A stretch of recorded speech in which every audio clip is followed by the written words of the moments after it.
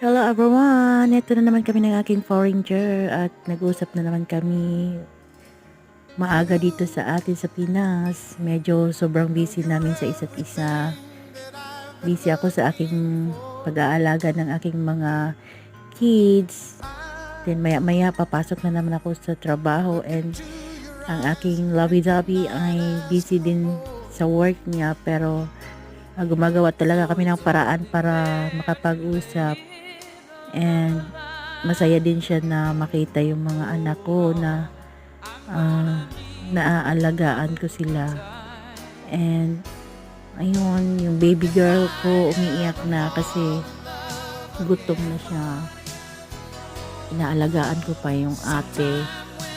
Ayan, gusto naman ng foreigner ko na i-kiss bago umalis yung baby ko.